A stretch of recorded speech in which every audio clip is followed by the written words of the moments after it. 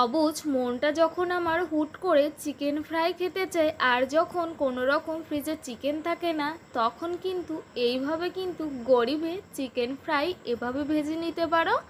আজকে আমি বানিয়ে দেখাবো খুব কম খরচে গরিবের চিকেন ফ্রাই রেসিপি। চলো শুরু করা যাক। এখানে কয়েকটা আলুটাকে ভালোভাবে কিন্তু গ্রেট করে নিচ্ছি। গ্রেট করে নেওয়ার পরে কিন্তু আমি আলুটাকে সাদা জল দিয়ে, মানে পরিষ্কার জল দিয়ে ভালোভাবে কিন্তু ধুয়ে নেব, আর আলুর যে কষগুলো আছে সেটাকে বার করে দেব। ভালোভাবে কিন্তু আলুটা জলের থেকে কিন্তু আলাদা করে নেব।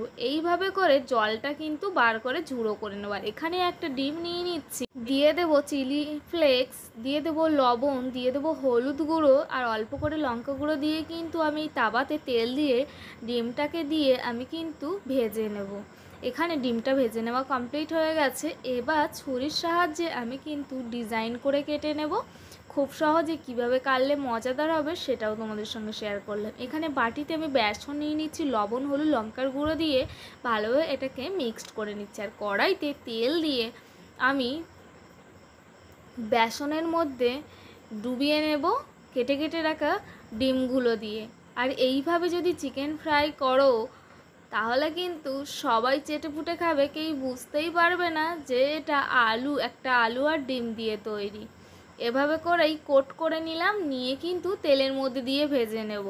এইভাবে করে কিন্তু আমি প্রত্যেকটা রেডি করে নেব। চলো কিভাবে বানাচ্ছি দেখতে থাকো। খুব সহজে এটাকে বানানো যায়। চলো ভেজে নিচ্ছি। ভেজে নেওয়া কিন্তু আমার প্রায় কমপ্লিট হয়ে গেছে। যদি ভিডিওটা ভালো লেগে থাকে তোমাদের, তাহলে একটা লাইক কমেন্ট শেয়ার করো, আর ইউটিউব চ্যানেলটা সাবস্ক্রাইব করতে ভুলো না। ভেজে নিলেই কিন্তু আমাদের গরিবের চিকেন ফ্রাই কিন্তু রেডি। আর এরকম নিত্য নতুন ভিডিও পেতে অবশ্যই চ্যানেলটাকে সাবস্ক্রাইব করে রাখবেন। আর সত্যি বলতে এই রেসিপিটা সন্ধ্যার জলখাবার বা চায়ের সাথে কিন্তু দারুণ জমে যাবে। আর আমাদের বাড়িতে বানালেই কিন্তু এক নিমেষেই শেষ হয়ে যায়। তোমাদের কেমন লাগে?